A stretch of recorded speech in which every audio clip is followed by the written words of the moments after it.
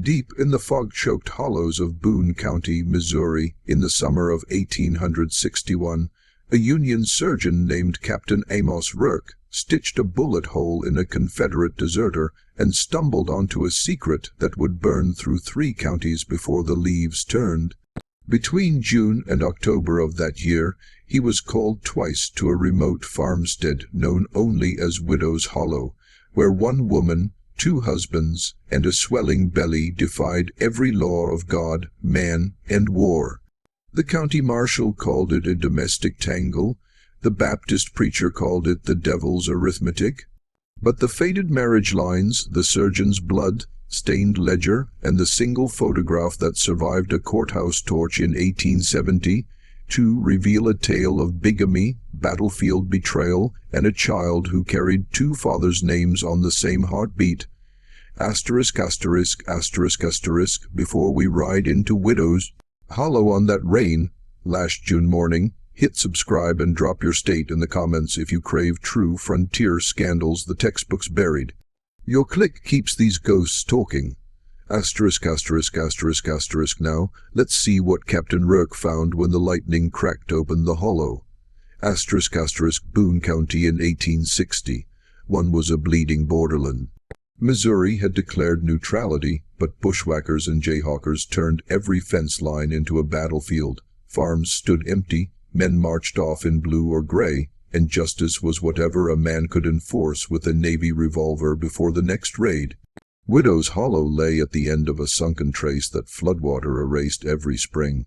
200 acres claimed in 1850, 5 by Sergeant Caleb McAllister, late of the Missouri State Guard, who had buried his first wife in a yellow fever pit outside Jefferson City. By county reckoning, he was 35, broad as an oak door, voice soft as psalmody but edged with militia iron. His nearest neighbors, the Harts, lived 4 miles north and had traded corn for coffee exactly once in 6 years. That was the sum of outside contact. The household, as listed in the 1860 census, was simple. Caleb McAllister, head. Eliza McAllister, wife, age 24. No children. No mention of the second man who shared the bed, plowed the south field, and called Eliza wife, same as Caleb. Jonah Pike 20, 8 in 1861, had arrived in 1859 as a hired hand fleeing a murder warrant in Tennessee. The marriage was spoken under a harvest moon, witnessed by 2 silent field hands, sealed with a silver dollar bent into a ring. Eliza stood between them, eyes dry, lips moving in a vow no clerk ever recorded. Captain Amos Rourke had set up a field hospital in Columbia in 1860, one of only 4 surgeons serving 10,000 square miles of chaos. At 38, he was Harvard-trained, soft-spoken, and still believed sutures could mend more than flesh. His ledger is the only detailed account of what he found in the hollow. The summons came on June 12, 1861. A boy no older than 12 arrived at the hospital tent just after midnight, horse-lathered from hard riding. He carried a note written in a careful, girlish hand, asterisk Captain Rourke, urgent female complaint. Come before dawn, payment in silver, E.M. Asterisk rough directions and a promise of $10 per visit. Rourke gathered his kit and rode out under torchlight. The journey took 5 hours, the trace exactly as locals described, past the last Hart fence, across 2 creek fords that would be impassable by July rains. As he descended into the hollow, Rourke noted in his ledger the increasing sense of removal. Asterisk past no dwelling for the final 2 hours. The land here is beautiful but oppressive in its silence. One could fire a cannon and never be heard. Asterisk the farmstead itself was modest but sturdy. A dog-trot cabin of hewn logs, smokehouse, and a single loom shed set back in the persimmons. But something struck Rourke as wrong immediately. Windows shuttered despite the warm night. No sound of livestock, though dawn was breaking. An eerie stillness that made his horse balk. Caleb McAllister met him at the door, Spencer rifle across his arm, Bible in his coat pocket.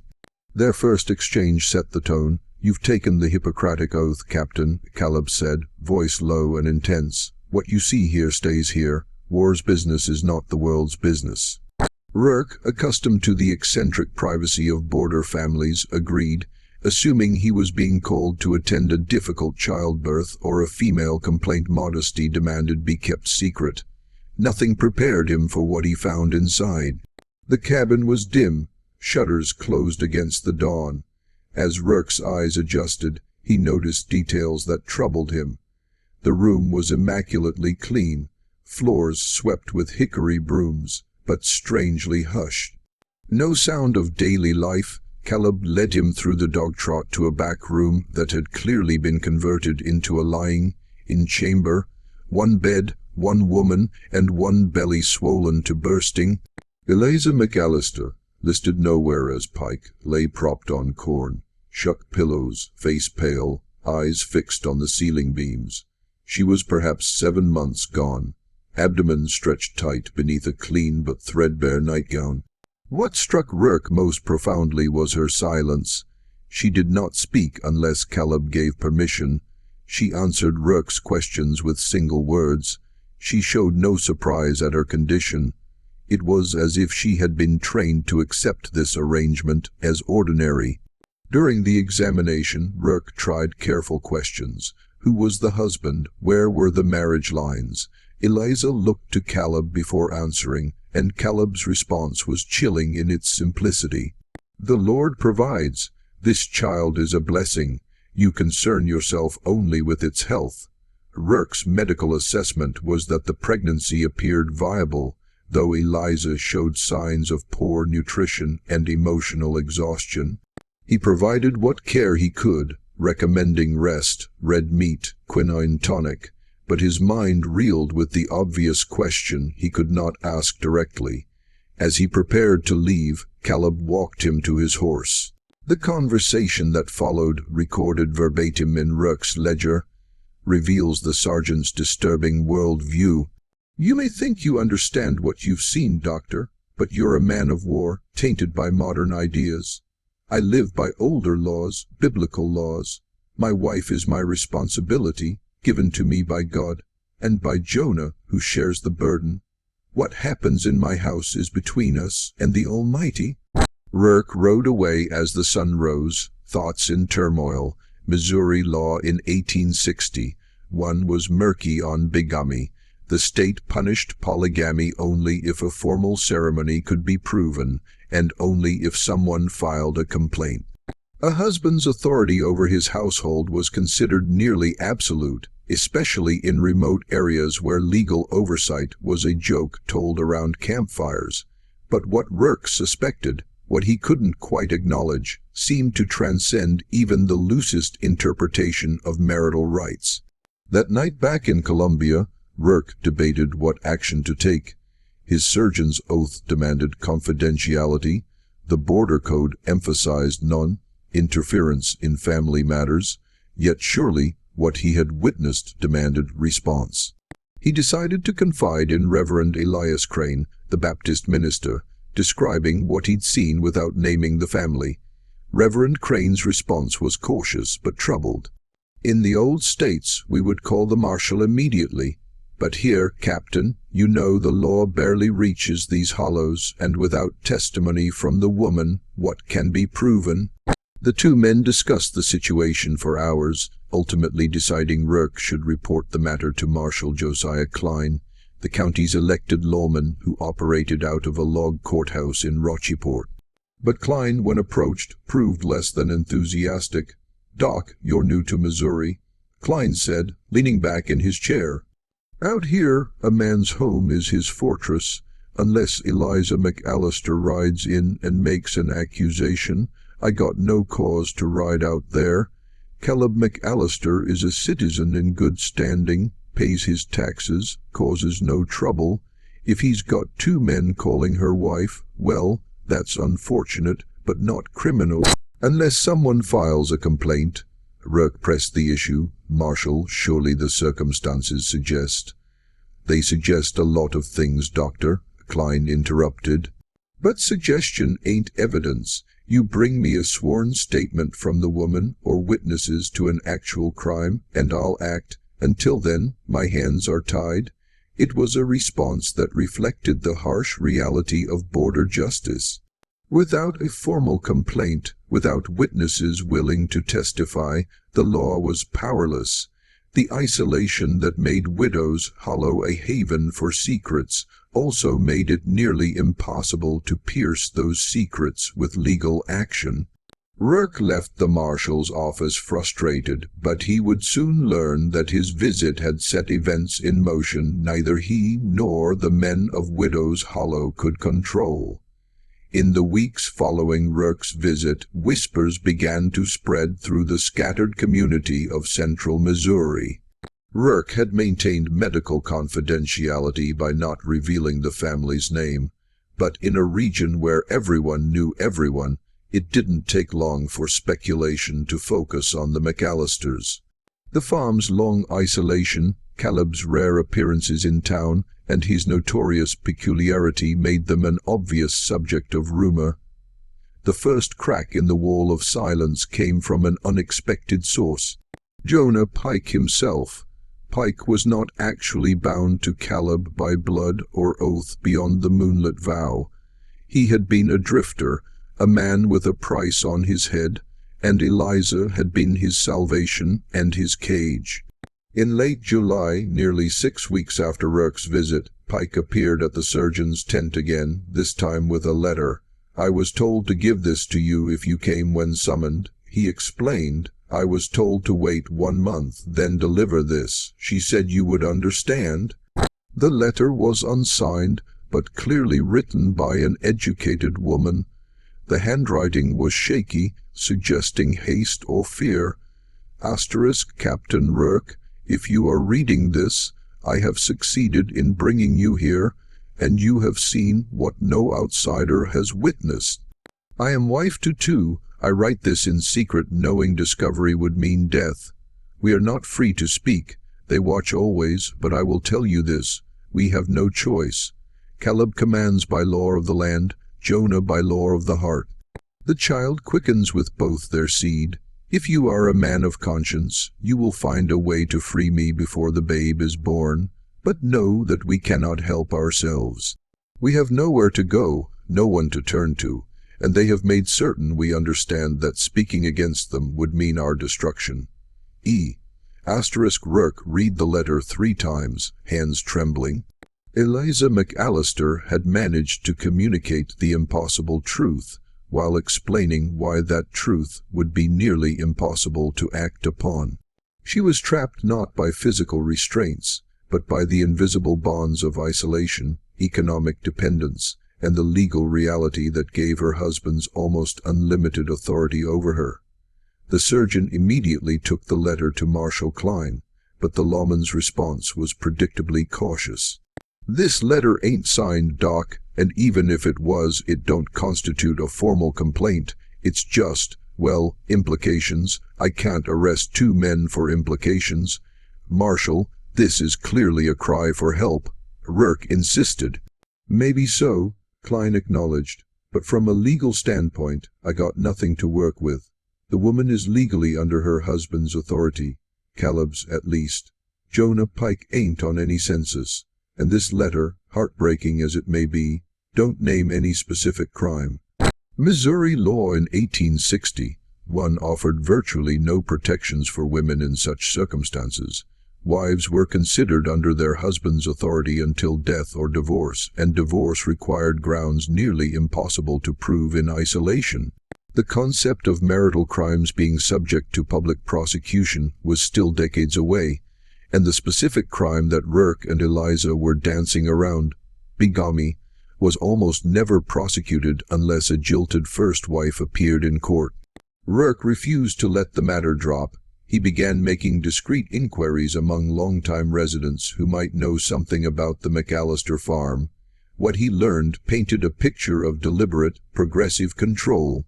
A merchant named Silas Boone, who had been in Rocheport since 1850, remembered the early days. When they first settled, Eliza McAllister would sometimes come to town with Caleb, Boone recalled. She was a quiet woman, very proper, but you could see the fear in her face. After Jonah arrived, she stopped coming altogether. By 1860, neither man had been seen in town for months. Boone also remembered something else. In the months after Jonah's arrival, there had been an incident. One of the older Hart boys had ridden over to deliver a message and had seen Eliza at the well. Nothing improper, just a young man noticing a pretty woman. Caleb heard about it somehow. He came to my store in a fury, bought extra locks and chain, and announced he was building a gate across the trace. That was the last time I saw Eliza off the property. Another longtime resident, a widow named Mrs. Ruth Caldwell, recalled meeting Eliza at a rare church picnic in 1858. She had that look. Caldwell said, the look of a woman who has stopped fighting, who has accepted her fate. When I tried to speak with her about the isolation she faced, she just smiled sadly and said, we must submit to the authority God has placed over us. Those exact words, I've never forgotten them because they sounded so rehearsed. These accounts confirmed what Rourke suspected. The isolation had been deliberate, designed to cut Eliza off from any outside contact or influence. By 1861, she had been living in near complete seclusion for almost 2 years. Her entire world reduced to Caleb, Jonah, the farm, and the child she carried. As summer turned to fall, Rourke wrestled with the moral and practical implications. He had taken an oath to do no harm, but he had also witnessed ongoing harm that he was powerless to stop. The law offered no remedy. The church, while sympathetic, had no jurisdiction over a family that didn't attend services, and Eliza herself, however much she might suffer, was legally and practically unable to advocate for her own freedom. The situation might have remained in this terrible stalemate, but in September of 1861, events took a dramatic turn. Eliza went into labor 3 weeks early. Caleb sent Jonah Pike to summon Captain Rourke once again. And this time, the surgeon arrived determined to do more than provide medical care. Captain Rourke arrived at Widow's Hollow on September 5, 1861, accompanied by a midwife named Mrs.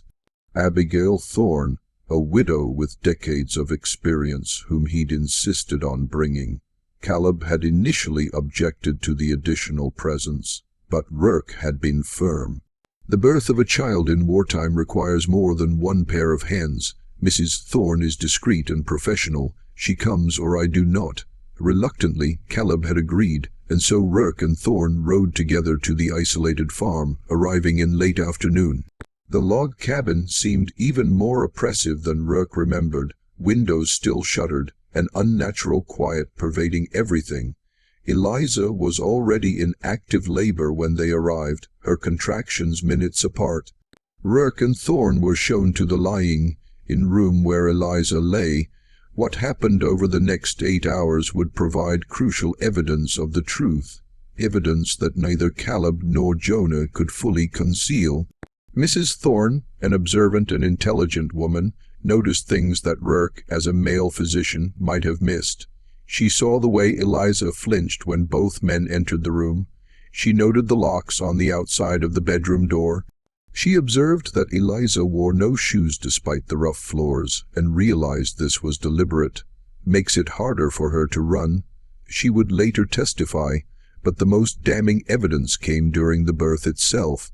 Eliza's labor was brutal, lasting 8 hours, delivering a healthy boy, but in the throes of pain, as women often do in extremis, Eliza spoke without filter, crying out, "Caleb, no, Jonah, please, I can't tell whose it is." The words hung in the air like an accusation. Rourke, attending to Eliza, looked at Mrs. Thorne, and both understood the full horror of what they were witnessing. The child could belong to either man. The formal term *husband* could be interpreted as a prayer to God. But in context, with Eliza's eyes fixed on the 2 men standing at the foot of the bed, the meaning was unmistakable. The ride back to Columbia was conducted in heavy silence. Finally, Mrs. Thorne spoke. "Captain Rourke, in 30 years of attending births, I have never seen anything like this. That woman is a prisoner, and what's being done to her—" She couldn't finish the sentence. "I know," Rourke said quietly. "I've suspected since my first visit, but suspicion isn't proof, and even with proof, the law here is weak." "Then we must make it strong," Thorne replied. "We must do something." Upon returning to Columbia, Rourke and Thorne went directly to Marshal Klein and laid out everything they had witnessed. The Marshal, a practical man uncomfortable with the situation but constrained by legal realities, listened to their account and then explained the harsh truth. "Legally, I can't do much," he said. "Eliza would have to make a formal complaint, and you've seen she's too frightened to do so. Caleb is within his legal rights to isolate his family on his property. As for Jonah Pike, well, he ain't legally married to anyone that I can prove." "But surely the circumstances," Rourke began, "are troubling." "Yes," Klein interrupted, "but not illegal in the eyes of Missouri law as it currently stands. A man can discipline his household as he sees fit. He can restrict his wife's movements. These are seen as husbandly rights, Dr. Mrs. Thorne's eyes blazed with anger. "And what of her rights, Marshal? What of her humanity?" Klein looked uncomfortable, but stood his ground. "Ma'am, I don't disagree with your sentiment, but I'm an officer of the law, not a philosopher. I enforce the laws as written, not as I might wish them to be." The conversation reached an impasse, but Rourke refused to give up. He spent the following days consulting with every authority figure he could find, ministers, merchants, even the few lawyers practicing in the region. The response was uniformly sympathetic but unhelpful. Everyone agreed the situation was terrible, but no one could identify a clear legal path to intervention. Then in early October, an unexpected ally emerged. A young attorney named Benjamin Hargrove had recently arrived in Boone County from St. Louis, where he'd been studying under one of Missouri's few progressive legal scholars. Hargrove had heard rumors of the Widow's Hollow case, and he approached Captain Rourke with an idea. "The law, as currently written, may not protect Eliza," Hargrove explained. "But there's a principle in common law called *habeas corpus*, the right to challenge unlawful imprisonment. If we could convince a judge that Eliza is being held against her will in conditions that constitute false imprisonment, we might be able to obtain a writ." It was a long shot, requiring creative legal interpretation and a sympathetic judge, but it was something, a potential avenue where before there had been none. Hargrove drafted a petition, and Rourke and Mrs. Thorne signed affidavits describing what they had witnessed. The documents were presented to Judge Elias Whitcomb, the circuit judge who rode through the region hearing cases. Judge Whitcomb was an older man, conservative in temperament, but known for his independence. He read the petition carefully, asked pointed questions, and then surprised everyone by agreeing to issue a preliminary order. "I will not issue a full writ without more information," he said. "But I will authorize Marshal Klein to conduct a welfare check on Eliza McAllister, and I will authorize Attorney Hargrove to accompany him to ensure she understands her legal rights." It was more than Rourke had dared hope for. On October 12, 1861, Marshal Klein, Attorney Hargrove, Captain Rourke, and Mrs. Thorne rode out to Widow's Hollow, armed with Judge Whitcomb's order and a determination to finally break through the wall of silence that had protected the secret for so long. What they found when they arrived would shock them all and set in motion the events that would finally bring the truth to light. The Widow's Hollow farm appeared different when the official party arrived on that October afternoon. The shutters stood open for the first time in Rourke's experience, and smoke rose from the cookhouse chimney despite the chill. As they dismounted, Caleb and Jonah emerged onto the porch together, and their demeanor had changed dramatically from Rourke's previous visits. "Marshal Klein," Caleb said, his voice calm and almost welcoming, "I had a feeling you'd come eventually." Captain Rourke couldn't keep his suspicions to himself, could he? There was no anger in his tone, only a strange resignation that put everyone immediately on edge. Klein unfolded Judge Whitcomb's order and read it aloud. Authorization to enter the premises, speak with Eliza McAllister privately, and ensure she was not being held against her will. Caleb listened without interruption, then simply stepped aside. "Of course, Marshal, we have nothing to hide. Eliza is in the main room with the child. You'll find her prepared to speak with you." The phrasing was odd, and as the group entered the cabin, they understood why. Eliza sat on a bench by the hearth, the newborn cradled in her arms. The child, barely a month old, slept peacefully. Eliza looked less like a new mother than a collection of shadows arranged for display. Marshal Klein cleared his throat. "Mrs. McAllister, I need to speak with you individually. Judge Whitcomb has authorized me to ensure you're here of your own free will, and that you understand your legal rights." Silence greeted his announcement.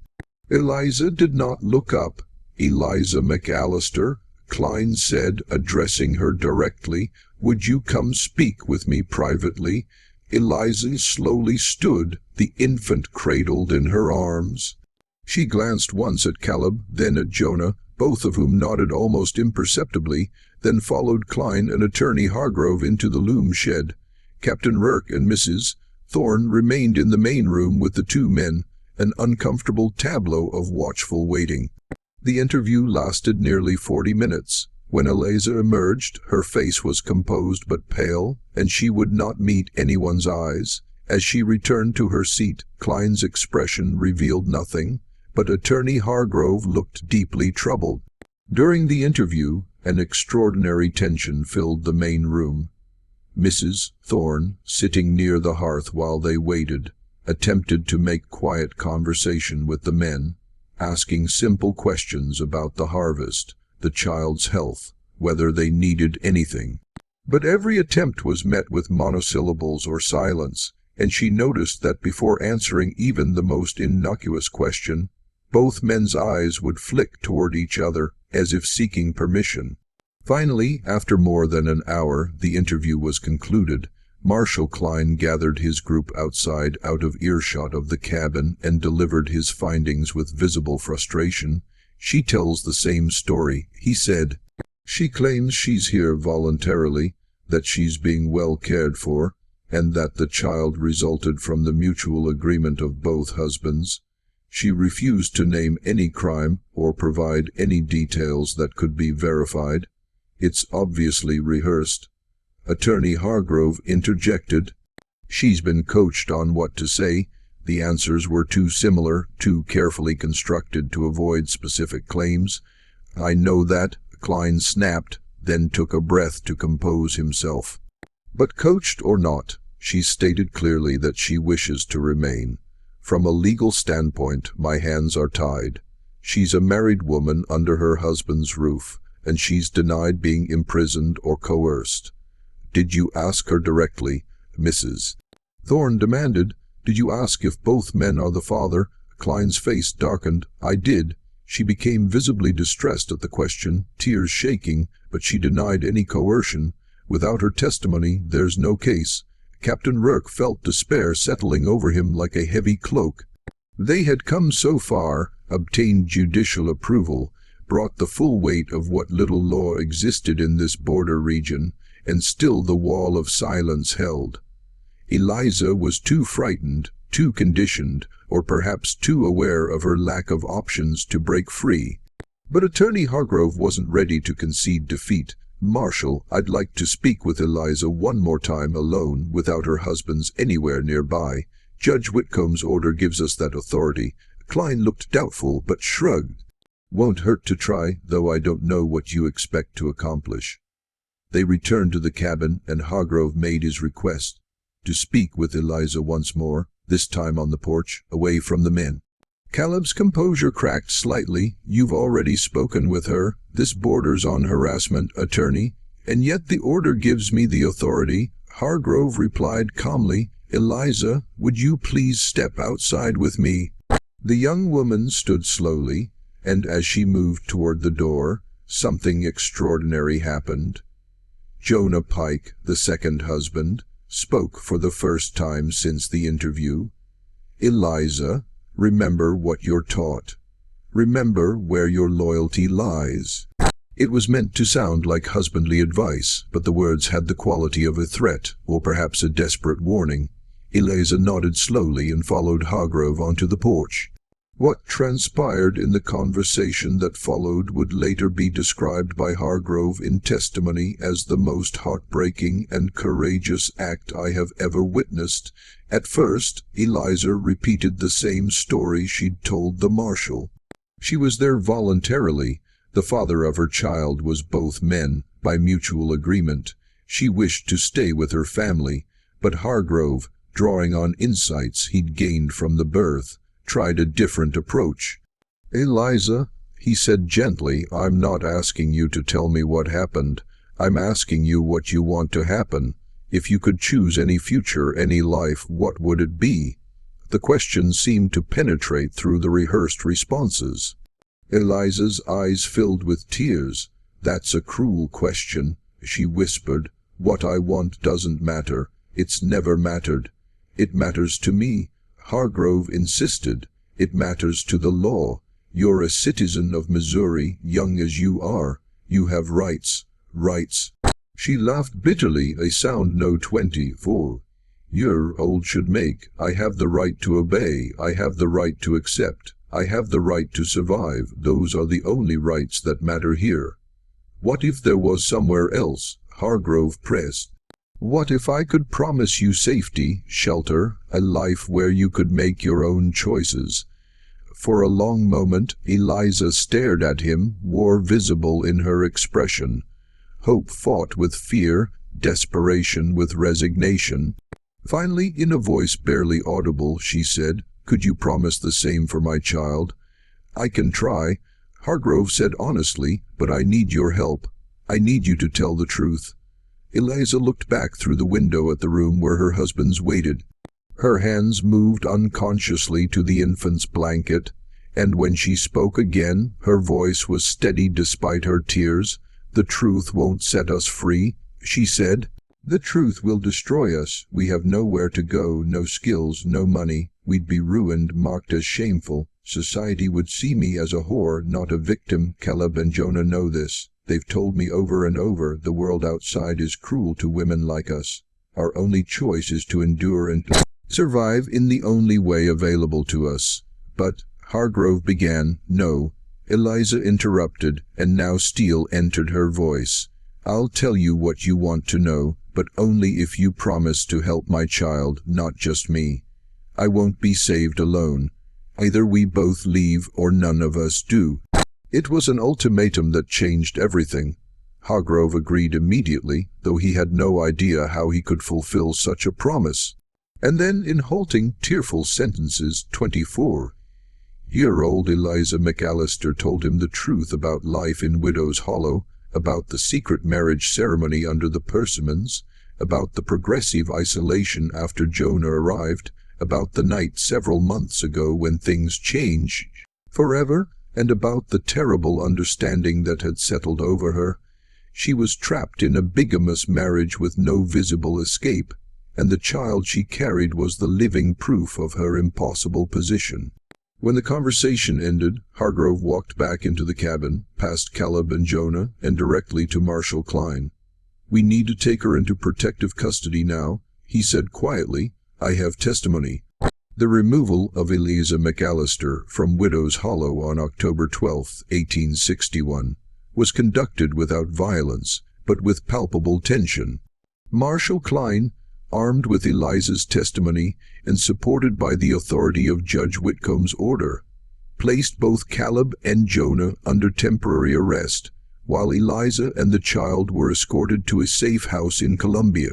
The men themselves seemed almost relieved, a curious response that Captain Rourke noted in his ledger. They smiled when the shackles were locked, as if they'd been waiting for this moment, preparing for it.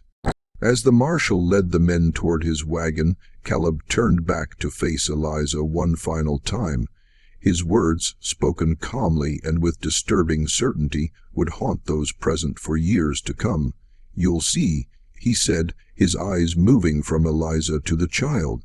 "The world will not embrace you as you think. They'll judge you more harshly than they judge us. We protected you from that judgment. Now you'll face it alone." The ride back to Columbia took 3 hours, and during that journey neither man spoke. Marshal Klein later recounted to Captain Rourke and Attorney Hargrove that the silence was more unnerving than any confession. Back at Widow's Hollow, the reality of their new situation began to settle over Eliza like a heavy fog. Mrs. Thorne stayed the night, helping to organize immediate necessities. But as darkness fell, a troubling pattern emerged. Eliza seemed paralyzed by her newfound freedom, unable to make even simple decisions without seeking approval that was no longer there. "Should we light more candles?" she asked, looking around as if expecting someone to answer. "Caleb always said to conserve them after sunset." "We can light as many as we need," Mrs. Thorne replied gently. "You're free to make that choice now." But Eliza simply stood there, the unlit candle in her hand, tears streaming down her face. "I don't know how," she whispered. "I don't know how to choose." The next morning brought the first test of her new reality. 3 women from Columbia arrived at the safe house, ostensibly to offer help, but clearly driven by curiosity. Mrs. Thorne intercepted them at the door, and the conversation that followed revealed the complicated nature of the support Eliza could expect.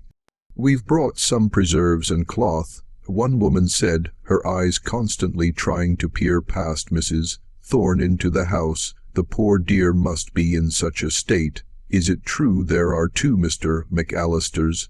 "Eliza is managing as well as can be expected," Mrs. Thorne replied coolly. "Your charity is appreciated, but I must ask that you respect her privacy during this difficult time." Of course," another woman said quickly. "We just want to help, though I must say the whole town is talking. Some are saying the woman must have, that she must have encouraged it somehow. You know how men can be led astray." Mrs.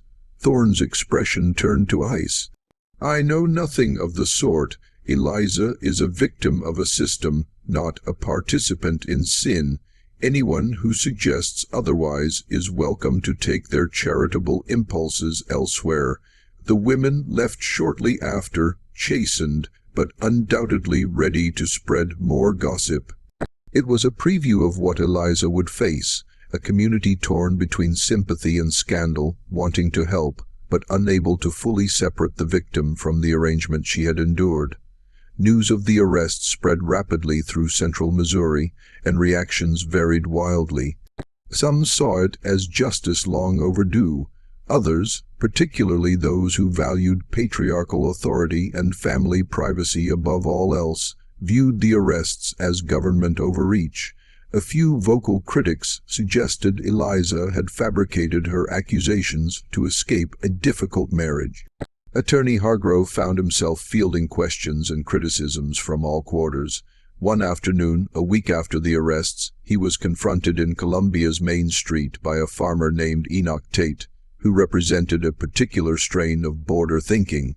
"You're tearing apart a family based on the word of a hysterical female," Tate declared, his voice loud enough to draw a crowd. "A man's home is his castle, Hargrove. What happens within those walls is between him and God." "And what of the woman's rights?" Hargrove replied evenly. "Does she not also have claims to justice and protection?" "Rights?" Tate scoffed. "She's a wife living under her husband's roof. He has authority over her by law and by nature. You're setting a dangerous precedent. Next, any wife who doesn't like her husband's rules can have him arrested." "This isn't about household rules," Hargrove said firmly. "This is about crimes that violate both law and basic human decency. The evidence will speak for itself at trial." But Tate's words reflected a real concern among some of the community. If husbands could be arrested for what happened within their families, where would it end? The case was forcing uncomfortable questions about the limits of marital authority, questions that many preferred not to ask. Meanwhile, in the county jail, Caleb McAllister and Jonah Pike settled into their confinement with the same eerie calm they displayed during their arrest.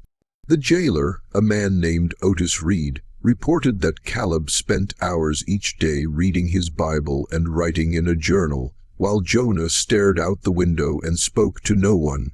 They ate little, slept less, and occasionally could be heard praying, though whether in repentance or continued justification, no one could say. Captain Rourke visited the men once, driven by a physician's curiosity about their mental state. The conversation was brief but illuminating. Both men showed no signs of the madness one might expect. They were lucid, articulate, and frighteningly rational in their twisted world. You think you've saved her," Caleb said calmly, "but you've condemned her to a life of shame and hardship. No man will marry her now. She'll be whispered about, pointed at, forever marked. We gave her shelter from that cruelty. We kept her safe. Safe." Rourke couldn't keep the anger from his voice. "You imprisoned her. You violated the law. You stole her future. We gave her the only future she could have," Jonah countered, speaking for the first time. "A world that judges women so harshly left us no choice but to keep her apart from it. Everything we did was to protect her from a society that would have used her and discarded her. It was a defense that would horrify the court, but it revealed the depths of the men's self-deception. They had genuinely convinced themselves that their actions were protective rather than predatory, that isolation and plural marriage were forms of love rather than abuse. As October turned to November, Eliza began the painful process of preparing for the trial. Attorney Hargrove met with her multiple times, explaining what testimony would be required and preparing her for the ordeal of public examination. The prospect terrified her almost as much as her husband's control had. "Everyone will know," she said during one preparation session, her hands twisting in her lap. "Everyone will hear the details. How can I live with that? The alternative is to let them go unpunished." Hargrove replied gently, "Is that what you want?" "I want to disappear," Eliza whispered. "I want none of this to have happened, but since I can't have that, I want—" She paused, searching for words. "I want other women to be spared what I endured. If my testimony can help achieve that, then perhaps some good can come from this horror." It was a sentiment born not from vengeance, but from a desire to ensure her suffering might prevent future suffering. She would testify not just to convict her husbands, but to bear witness to an arrangement that society too often preferred to ignore. The preliminary hearing for Caleb McAllister and Jonah Pike was held on November 1st. Judge Whitcomb presided and Attorney Hargrove presented the case. The charges were serious and unprecedented: multiple counts of bigamy and unlawful cohabitation, crimes that existed in Missouri law but were rarely prosecuted. The hearing room was packed with curious onlookers from across the region. The Widow's Hollow case had become the scandal of the year, whispered about in every town and trading post, but Judge Whitcomb, conscious of Eliza's privacy and dignity, ordered the hearing closed to the public after the initial proceedings. Eliza McAllister testified first, the weight of representing her own fate evident in her pale face and trembling hands. With Attorney Hargrove's gentle guidance, she described life after Jonah's arrival, the secret ceremony, the increasing isolation, the night her world changed forever, and the terrible understanding that had gradually dawned on her. She was alone, miles from help, legally under Caleb's authority, and too terrified and isolated to seek assistance. "They told me it was my duty," Eliza testified, her voice barely audible. "They said that I was theirs by law and by scripture, that God had placed them over me, and that what happened within the household was no one else's concern. They said if I ever told anyone, I would be cast out and would die alone and destitute, that no one would believe me, and that society would blame me for tempting them." Cross-examination by the men's appointed defense attorney, a reluctant local lawyer named Marcus Hale, was brief. Hale had little stomach for defending such actions, but was professionally obligated. His questions focused on trying to establish doubt about whether the acts had been forced, a common defense strategy that essentially blamed the victim. Mrs. McAllister, Hale asked, "Did either man physically restrain you?" "They didn't need to," Eliza replied. "Where would I go? I was miles from anywhere with no money, no education beyond what they taught me, and no knowledge of the world. They controlled everything, my food, my shelter, my very survival. Captain Rourke and Mrs. Thorne testified next, then Reverend Crane and Merchant Boone, each adding details that built an overwhelming case.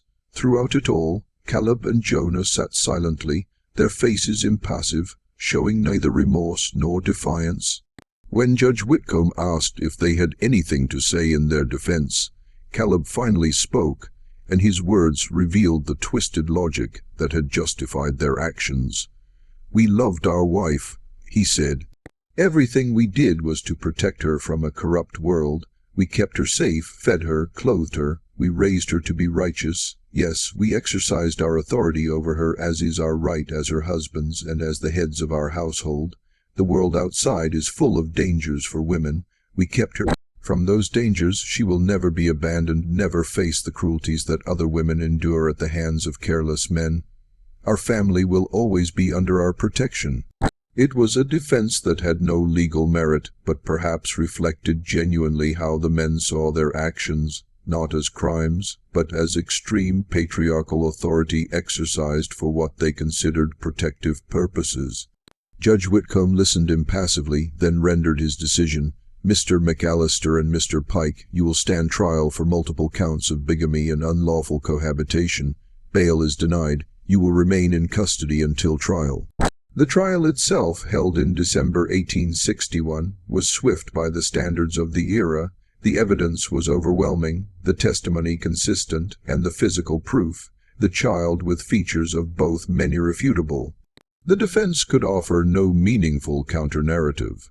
On December 20th, 1861, a jury of 12 men deliberated for less than 3 hours before returning a guilty verdict on all counts. Judge Whitcomb's sentencing statement, recorded in the court archives, reflected both the horror of the crimes and the legal limitations of the era. "Caleb McAllister and Jonah Pike, you have been found guilty of crimes that defy the basic bounds of human decency and marital duty. The law provides for punishment, but no punishment can undo what has been done or restore to your wife what you have stolen from her. I sentence each of you to 7 years imprisonment at hard labor in the state penitentiary. May God have mercy on your souls, for this court has none." It was one of the harshest sentences handed down in Missouri up to that time for such crimes, reflecting the extreme nature of the case and the judge's personal outrage. The men were transported to the Jefferson City Penitentiary, where records show Caleb died of fever in 1864, and Jonah was released in 1867. But the resolution of the men's fate did little to resolve Eliza's fate, who now faced the challenge of building a life from the wreckage they had created. The months following the conviction were perhaps the most challenging for Eliza, who found herself free but utterly unprepared for that freedom. Mrs. Thorne became her primary advocate and protector, organizing a small network of women who helped her through the early months of independence. Finding permanent solutions proved extraordinarily difficult. The stigma attached to her was severe, despite the fact that she was clearly a victim of an unlawful arrangement. Several charitable organizations in the larger Missouri cities were approached, but most declined to help, citing the scandalous nature of the case. The resolution came through an unlikely source. Reverend Crane and the Baptist congregation purchased a small cottage on the outskirts of Columbia, placing it in trust for Eliza and her son. Captain Rourke contributed medical care for years without charge and helped Eliza learn midwifery, giving her a profession. Mrs. Thorne taught her skills for supporting herself, sewing, cooking for sale, eventually even reading and mathematics beyond what her husbands had permitted. Most remarkably, Eliza never remarried, but created a life in the cottage, raising her son collectively and supporting herself through midwifery and sewing. It was not an easy life, but by the standards of the time, she achieved a remarkable degree of independence and dignity. Captain Amos Rourke continued to document Eliza's progress in his ledger for years.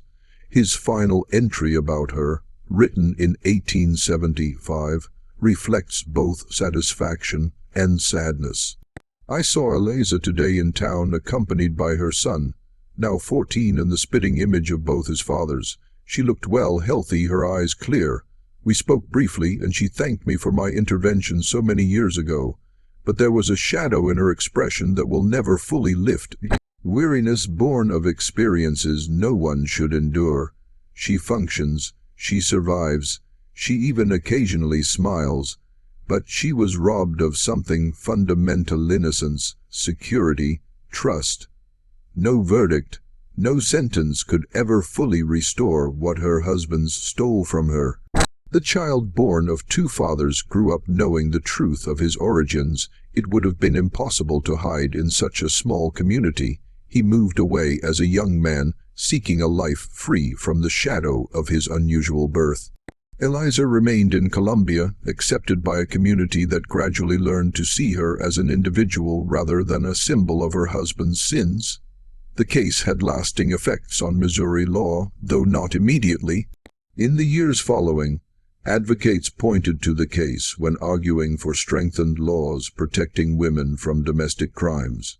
It would take decades, but gradually the legal understanding of marital authority evolved to recognize that such authority had limits and that the state had an obligation to protect the vulnerable even within families.